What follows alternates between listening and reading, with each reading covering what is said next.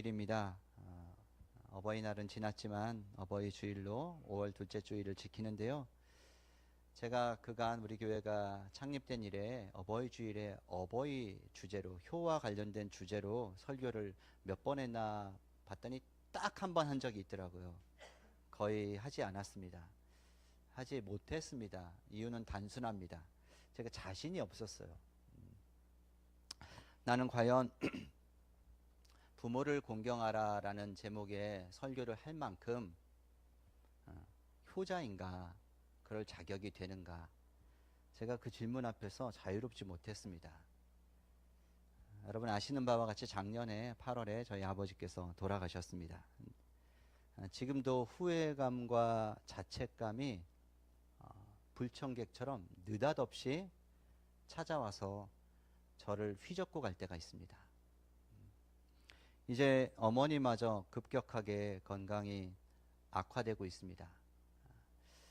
더 늦기 전에, 더 후회하기 전에 살아계신 어머니 더 사랑하고 더 공경하고 싶어서 이 말씀을 준비하며 말씀 앞에 섰습니다. 늘 그렇지만 제가 잘해서 전하는 말씀 아닙니다. 오늘은 특별히 더 그렇습니다. 잘 못해서, 그러나 잘하고 싶어서 효도에 관한 설교를 준비했습니다. 여러분보다 먼저 저 자신을 향한 말씀이기도 합니다. 그래서 오늘 이제 효도에 관한 일반적인 강해 설교가 아니라 주제 설교로 말씀을 나눌 텐데요. 여러분 성경에 효도, 효라는 단어가 몇 번 나오는지 아셔요? 몇 번 나올까요? 엄청 많거나 한 번도 안 나오거나, 그래서 물었겠죠. 한 번도 안 나옵니다. 성경에 효가 없습니다. 효도가 없습니다. 기독교가 처음 우리나라에 들어왔을 때 임금도 모르고 부모도 없는 무군 무부의 종교다, 이런 비난과 오해가 있었습니다. 그 이유가 천주교 최초의 순교자 윤지충이라는 사람으로부터 시작했는데요. 이 윤지충은 다산 정약용 선생님이 카톨릭 신도였잖아요. 정약용이 전도를 해서 예수를 믿게 된 정약용의 고종 사촌입니다. 이 윤지충이 신앙을 가진 후에 어머니가 돌아가셨어요. 어머니 상이 났는데 유교식 장례를 치르지 않은 것이 화근이 되어서 1791년도에 체포되어서 처형되었습니다. 순교를 한 거죠. 그것이 계기가 되어서 기독교는 효도하지 않는 종교다. 제 부모 무덤 찾지도 않고 아주 그냥 근본이 없는 종교다. 이런 식의 인식이 조선사회에 널리 퍼지게 된 겁니다. 하지만 사실 그건 오해입니다. 성경에 효라는 단어는 없지만 부모 공경을 얼마나 많이 성경이 가르칩니까? 수도 없이 많아요. 그 중에 몇 구절만 제가 뽑아봤습니다. 우리 같이 한번 읽어볼까요? 잠언 23장 22절. 너를 낳은 아비에게 청종하고 네 늙은 어미를 경히 여기지 말지니라. 25절. 네 부모를 즐겁게 하며 너를 낳은 어미를 기쁘게 하라. 에베소서 6장 말씀. 자녀들아 주 안에서 너희 부모에게 순종하라. 이것이 옳으니라. 네 아버지와 어머니를 공경하라. 이것은 약속에 있는 첫 계명이니 이로써 네가 잘되고 땅에서 장수하리라. 그 밖에도 많은 구절이 있습니다. 그리고 무엇보다도 10계명이 있습니다. 10계명 한가운데에 이 부모 공경 메시지가 들어가 있습니다. 오늘 본문은 하나님께서 모세에게 시내산에서 주신 이스라엘 백성들에게 알리고 이 율법대로 살아라 하신 그 율법의 정수 10계명 중에 5번째 계명입니다. 다시 한번 제가 읽어드립니다. 네 부모를 공경하라. 그리하면 네 하나님 여호와가 네게 준 땅에서 네 생명이 길리라. 여러분 상식적으로 알고 있는 것처럼 10계명이 크게 두 부분으로 나뉩니다. 1계명부터 4계명까지는 대신계명, 하나님 사랑과 관련된 것, 그리고 5계명부터 10계명까지는 이웃 사랑과 관련된 계명입니다. 그런데 집사님 이것을 키우고 줄이고 하지 말고 그러면은 시선이 이쪽으로 분산되니까 저만 바라보도록 그렇게 해주시기 바랍니다.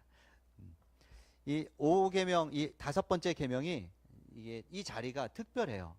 뭐냐면 하나님께서 10계명을 두 돌판에 각각 5항목씩 새겨 주셨는데 학자들마다 의견이 좀 분분하긴 합니다. 그러나 일부 학자들이 그렇게 주장합니다. 5개 항목씩 줬는데 5번째 계명이 이 위치가 특이합니다. 내용적으로는 이웃 사랑과 관련되어 있는데 형식상으로는 하나님 사랑의 돌판에 기록되어 있다는 거예요. 그런 해석이 있습니다. 그러니까 부모 공경은 이웃 사랑의 첫머리이면서 동시에 하나님 사랑에 가장 가까운 계명, 하나님과 관련된 그 계명의 돌판 밑바닥에 있다는 거예요. 부모 공경의 아주 특이성, 특별성, 우위성을 말하고 있는 겁니다. 하나님께서 부모를 그 자리에 놓으신 겁니다. 여러분, 분명 성경에 효라는 단어가 없습니다. 그러나 성경에는 그에 상응하는 단어가 있는데 그게 바로 공경입니다. 네 부모를 공경하라. 이 공경이란 단어 히브리어로 카베드라고 합니다. 뭐라고요? 카베드. 이 카베드라는 단어의 이 문자적 의미는 무겁게 여긴다, 비중 있게 여긴다, 중요하다는 뜻이죠. 가치 있게 여긴다, 이런 뜻이에요. 성경에 무려 386번이나 나옵니다. 그만큼 중요한 단어입니다. 그런데 이 카베드라는 단어가 목적어를 하나님으로 취할 때, 부모님을 취할 때 이 뜻이 달라져요. 하나님을 향해 사용되면 보통 어떻게 우리가 번역을 하냐면요, 하나님께 영광을 돌린다, 이렇게 번역을 해요. 하나님을 카베드한다, 하나님께 영광 돌린다, 하나님을 더 나아가 예배한다가 되는 거예요. 그런데 이 카베드가 부모님께도 사용돼요. 그러면은 부모님을 공경한다, 부모님께 영광을 돌린다라는 의미가 될 수 있는 거예요. 카베드는 영광도 되고 공경도 됩니다. 같은 단어입니다. 같은 무게입니다. 그러니까 여러분, 우리는 부모님을 카베드함으로써 하나님을 카베드하는 겁니다. 부모님을 공경하면서 하나님을 영화롭게 하는 겁니다. 부모를 공경하는 것은 단순한 도덕을 넘어서서 하나님을 영광스럽게 해드리는 삶 속의 예배가 되는 것입니다. 이것은 유교적 개념의 효를 훨씬 넘어서는 겁니다. 마틴 루터 종교개혁자가 이런 말을 했습니다.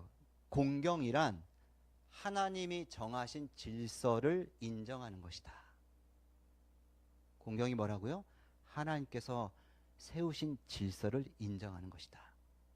하나님께서 어떤 질서를 세우셨냐면요, 부모를 통해 자녀를 낳고 자녀에게 하나님의 대리자 역할을 위임하셨어요. 하나님이 주셔야 할 소중한 것들, 자녀를 사랑하는 것, 책임지는 것, 돌보는 것, 선한 권위를 보여주는 것, 그것을 부모에게 위임하셨어요. 우리가 그걸 완벽하게 잘 해내진 못하지만 부모는 그런 존재입니다. 하나님의 대리자입니다. 또 부모는 생명의 전달자이죠. 우리 존재의 뿌리입니다.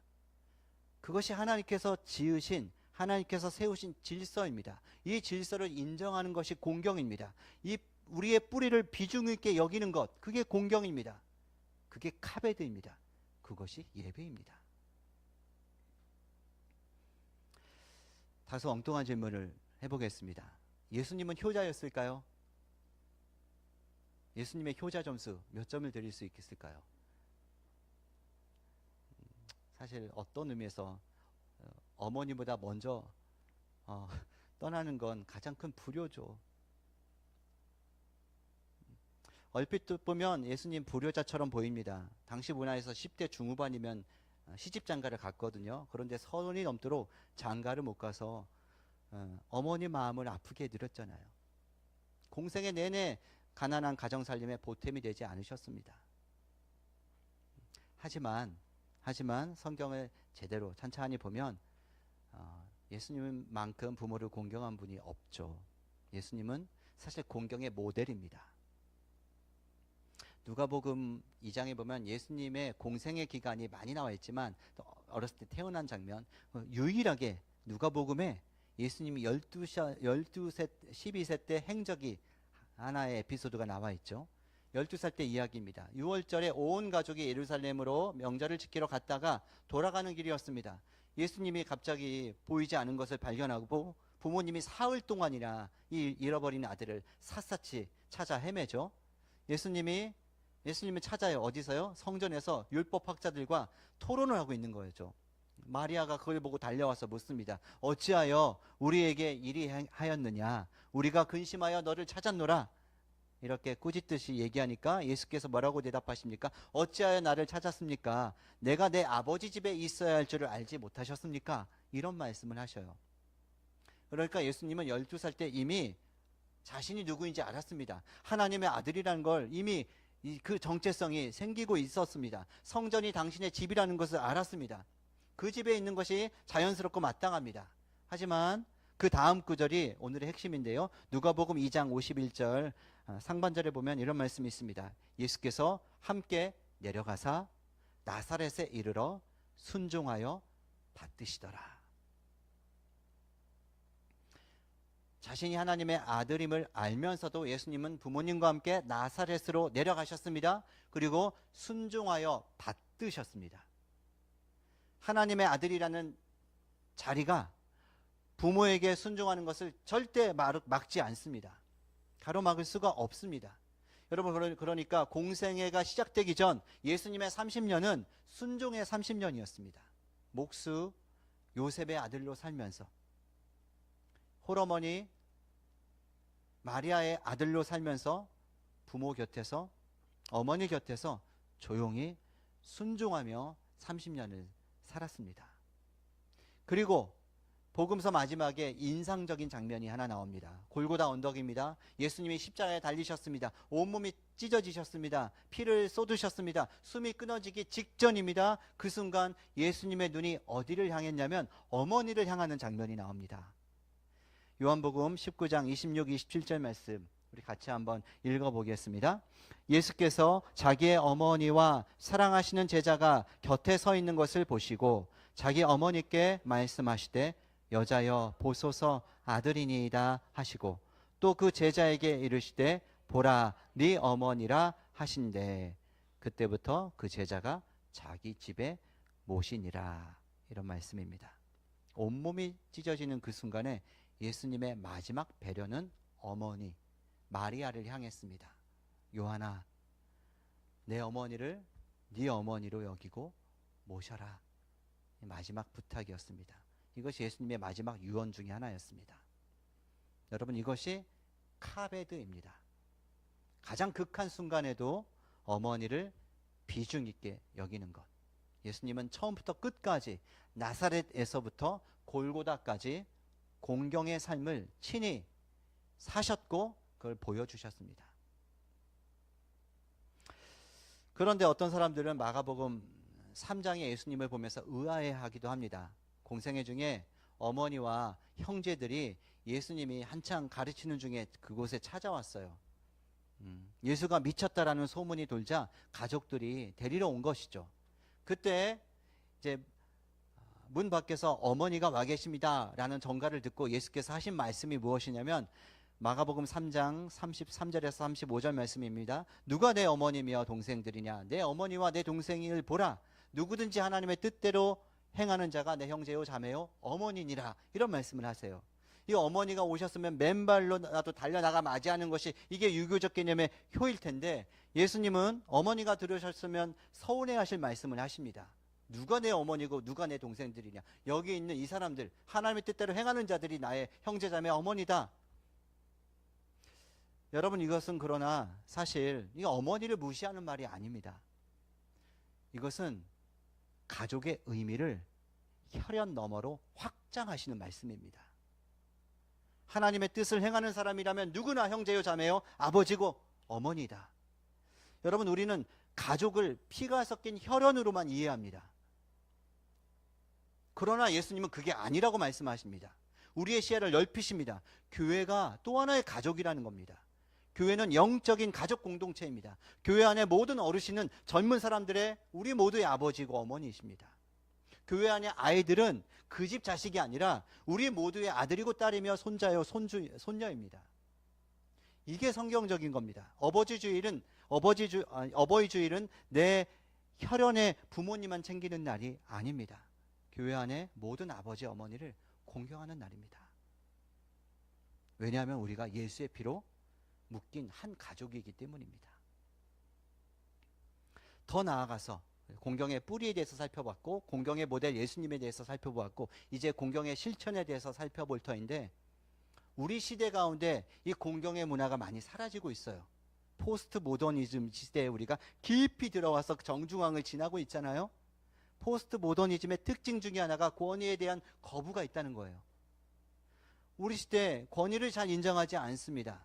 잘못된 권위에 대한 상처 때문에 그런 부분도 있죠. 우리가 참 서로를 무시하고 혐오하는 시대를 우리가 살고 있습니다. 그래서 이런 시대에 효도나 어른 공경에 대해서 이 가부장적인 억압으로 여기는 사람들이 많고요. 참견하는 어른을 뭐라 불러요? 네, 이건 완전히 다 아는, 전 국민이 아는 사실이 되었어요. 꼰대로 치부하는 그런 문화를 우리가 살고 있습니다. 김기성 목사님은 이런 현상을 두고 존경을 잃어버린 세대다, 이렇게 표현했습니다. 존경이 사라진 시대. 여러분, 사람이 사람다워지는 것은 존중해야 될 대상을 존중할 줄 아는 데서 시작합니다. 그런데 정치는 모욕 경쟁이 되어버렸고, 인터넷 욕설로 가득하고, 예능조차 상대방을 깎아내리며 웃음을 만들고, 우린 그것을 즐겁게 봅니다. 우리 시대의 영적 빈곤의 가장 큰 이유 중에 하나는 존경의 대상을 잃은 데 있는 것입니다. 그 가운데 교회가 있습니다. 그 세상 한복판에 교회가 있는 이유는 존경, 존중의 문화를 살아내고 만들어내라는 것입니다. 로마서 12장 10절 말씀입니다. 세 번역으로 읽어드립니다. 형제의 사랑으로 서로 다정하게 대하며 존경하기를 서로 먼저 하십시오. 빌립보서 2장 3절입니다. 각각 자기보다 남을 낮게, 더 높게 여기라. 그리고 레위기 19장 32절 말씀입니다. 너는 센 머리 앞에서 일어서고 노인의 얼굴을 공경하며 네 하나님을 경외하라. 이 레위기 말씀도 노인 공경과 하나님 경외를 한 구절에 같이 묶고 있습니다. 하나님 경외와 인간 공경, 인간 존중은요, 분리되지 않습니다. 하나님을 영화롭게 한다면서 사람을 함부로 대할 수 있는 일은 기독교 세계에서는 있을 수 없습니다. 여러분, 초대교회를 보십시오. 당시에 가장 깊은 차별의 골이 뭐였습니까? 세 가지였습니다. 인종, 신분, 그리고 성별. 그런데 교회가 사회에서는 아주 너무나도 당연시 여기던, 문제의식을 전혀 갖고 있지 않았던 이 인종, 신분, 성별 세 가지에 대해서 그 벽을 무너뜨린 곳이 교회였습니다. 기독교 공동체였습니다. 유명한 말씀 갈라디아서 3장 28절 우리 같이 한번 읽어볼까요? 너희는 유대인이나 헬라인이나 인종이죠, 둘째, 종이나 자유인이나 신분이죠, 셋째, 남자나 여자나 성별입니다. 뭐하라고요? 다 그리스도 예수 안에서 하나이니라. 이건 정말 혁명적인 선언이었습니다. 유대인과 헬라인이 인종을 넘어서 서로를 존중했습니다. 어디서요? 교회에서. 노예 소유주가 신분을 넘어서 노예를 존중했답니다. 어디서요? 교회에서. 남자가 소유물처럼 여겨졌던 여자를, 숫자에 세지도 않았던 여자를 성별을 넘어서 존중했습니다. 어디서요? 교회에서. 그래서 교회는 사도행전에 보면 천하를 어지럽히는 자들, 기독교인들은 천하를 어지럽히는 자들이라는 비난을 받았어요. 이게 무슨 말이에요? 체제 전복자들이란 뜻이에요. 사회 흐름을 교란시키는 자들이란 뜻이에요. 우리의 삶의 방식이 사회에 그런 영향을 끼쳤다는 겁니다. 혐오와 차별이 당연했던 세상에서 서로를 공경하는 것 자체가 이게 혁명이었다는 것입니다. 초대교회는 상호 존중의 공동체였습니다. 초대교회는 반문화적인 대항의 공동체고 대조의 공동체였습니다. 인종과 신분과 성별로 차별하는 문화 속에서 서로를 존중하고 서로의 존엄을 지켜줌으로써 로마의 지배 질서를 흔들었던 것이 교회였습니다. 성도 여러분, 우리는 이 모욕의 어둠 속에 존중의 빛을 비추도록 부름받은 사람들입니다. 모든 사람이 하나님의 형상을 지녔습니다. 모든 사람을 존중할 줄 알아야 합니다. 그 시작이 가정이고 교회입니다. 물론 부모답지 못한 부모도 있습니다. 고통스러운 아픔을 남기고 씻을 수 없는 상처를 입힌 어른들 많이 있습니다. 공경이 버거운 상황이라면 최소한 존엄한 인간으로 존중하는 것부터 우리는 시작할 수 있습니다. 그렇게 여러분, 교회 안에서 먼저 다가가 인사하는 것이 별것 아닌 것 같지만 중요합니다. 안부를 묻는 것, 경청하는 것, 친절히 대하는 것, 공경의 문화를 만드는 것.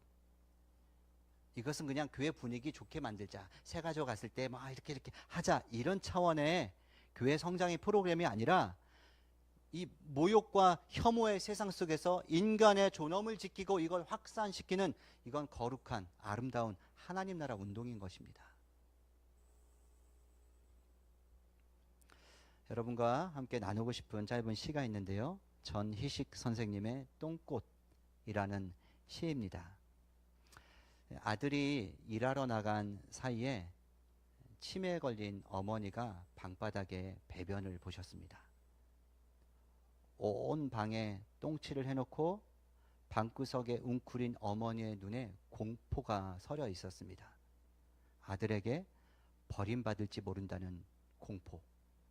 그 모습을 보고 아들이 눈물로 지은 시가 이 시 똥꽃입니다. 한번 들어보십시오. 감자 노턴 뒷밭 언덕에 연분홍 진달래 피었더니 방 안에는 묵은 된장 같은 똥꽃이 활짝 피었네. 어머니 옮겨 다니신 걸음마다 검노란 똥자국. 선생님은 생업을 접고 귀농을 감행했습니다. 서울에서 2평밖에 안 되는 작은 방에서 밥 먹고 배변을 해야 되는 그 불편한 감옥 같은 곳에 86세 먹은 어머니를 가둬두는 것, 그건 어머니를 숨통을 조이는 일이라 생각했습니다.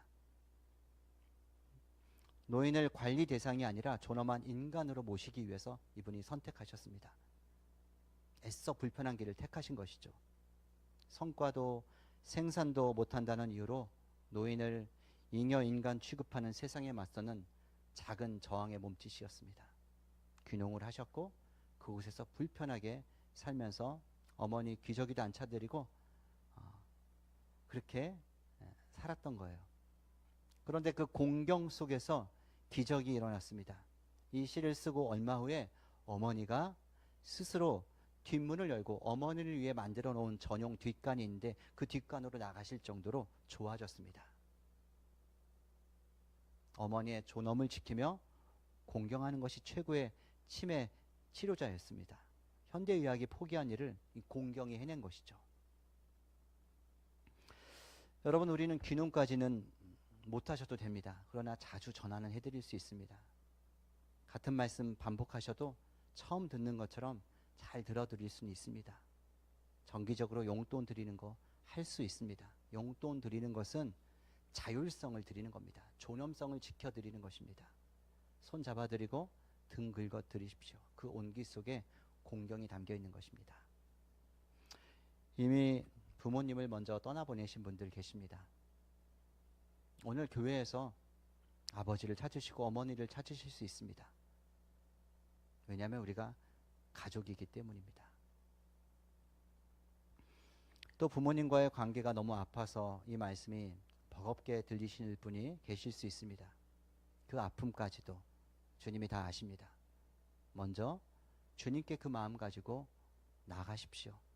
우리 주님 효도해라 강하게 질책하시고 억지로 밀어붙이시며 강권하시는 분이 아닙니다. 진솔하게 여러분 마음을, 아픔을 주님 앞에 올려드리십시오. 용서와 회복은 우리 힘이 아니라 주님의 은혜로 되는 겁니다. 오늘 이 자리에 많은 아버지, 어머니들이 계십니다. 여러분이 살아내신 그 인생이 여러분의 자녀들에게는 그 자체가 가장 큰 선물입니다. 그 사실 잊지 않았으면 좋겠습니다. 소설가 신경숙 씨의 소설 중에 아버지에게 갔었어 라는 제목의 소설이 있습니다. 작가가 언젠가 이 소설을 쓰기 전에 아빠, 나 아빠에 대한 글을 쓰고 싶어. 그랬더니 아버지가 이렇게 말했답니다. 내가 무엇을 했다고? 나는 아무 일도 하지 않았다. 살아냈을 뿐이다. 살아냈을 뿐이다. 그 말이 이 소설가의 가슴에 깊이 남았다고 합니다. 여러분의 아버지, 어머니가 힘겹게 살아내셨기에 오늘 우리가 살아 숨쉬고 있습니다. 이 살아냄 자체가 우리를 향한 평생의 사랑입니다.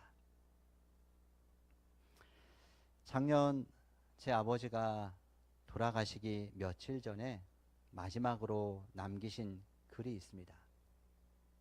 아버지가 돌아가신 후에 유품을 정리하다가 발견했습니다. 아버지가 자꾸 까먹는다고, 치매에 걸린 것 같다고, 자꾸 할 말을 까먹는데 내가 할 말이 생각나면 적을 수 있도록 노트와 펜을 좀 갖다 달라고 해서 갖다 드렸더니 깨끗하고 저 뒤쪽에 딱 이 짧은 문구가 쓰여져 있었습니다. 내용은 이렇습니다. 오늘 오후엔 승표와 통화 좀 했으면 좋겠다. 늘 통화가 아쉽고 그립다. 왜 이렇게 매일 보고 보아도 자꾸만 보고 싶을까? 아버지의 마지막 유언 같은 글입니다. 이 글이 한동안 저를 너무 아프게 했습니다. 더 찾아뵐 걸, 더 자주 연락드릴 걸, 후회감과 자책감 때문에 괴로웠습니다. 사랑하는 성도 여러분, 모든 부모는 자녀를 사랑합니다. 자기 목숨보다 더 자녀를 사랑합니다. 다만 그분들의 부족함과 그분들의 연약함과 그분들의 아픔과 상처 때문에 그 사랑을 예쁘게 우리가 원하는 방식으로 표현하는 법을 몰랐을 뿐입니다. 서툴렀을 뿐입니다. 그분들도 부모가 처음이라서 실수하고 부족했을 뿐입니다. 부모님 처지에서 생각해 보십시오. 제가 요즘에 그렇게 살고 있습니다. 이 나이에 우리 아버지는 뭐 하셨지? 이 나이에 우리 아버지는 어떤 일을 하셨나? 내가 아직도 이렇게 젊고 어린데, 아직도 생각이 철이 덜 들었는데 그 나이에 우리를 그렇게 돌보셨구나. 이런 생각들을 할 때마다 새로운 관점으로 아버지 또 어머니를 보게 됩니다. 부모님 처지에서 생각해 보십시오. 지금껏 해결되지 못한 마음의 한과 서름과 아픔과 상처, 그것들이 여전히 있고 그 안에 여전히 어린아이가 있는 여러분의 부모님을 다른 눈으로 한번 바라보십시오. 그리고 더 늦기 전에 여러분의 부모님을 후회 없이 사랑하고 용서하고 용납하며 공경하십시오. 제가 장례를 여러 번 집례했습니다. 입관하는 부모님 앞에서 또 하관하는 부모님 앞에서 자녀들이 가장 많이 쏟아내는 말 무엇일까요? 죄송해요. 죄송해요, 어머니. 감사해요, 아버지. 사랑해요. 여러분, 차가운 시신 앞에서 눈물로 해드리는 그 고백이 아름답습니다. 하지만 아직 따뜻한 피가 돌고 계시는 부모님께 직접 해드리는 고백이 훨씬 더 아름답고 따뜻합니다. 사랑할 날이 얼마 남지 않았습니다. 공경할 날 많지 않습니다. 오늘 전화 한 통 해드리십시오. 5월 8일에 해드린 걸로 끝나지 마시고 손 한번 잡아드리십시오. 고마워요, 사랑해요 한마디 건네십시오. 그것이 부모님을 카베드하는 것입니다. 그것이 하나님을 카베드하는 것입니다. 부모님의 장례식장에서 후회의 눈물 흘리지 않도록 오늘을 살아가는, 내일을 살아가는 여러분 되시기를 주님의 이름으로 축원드립니다. 함께 기도하겠습니다.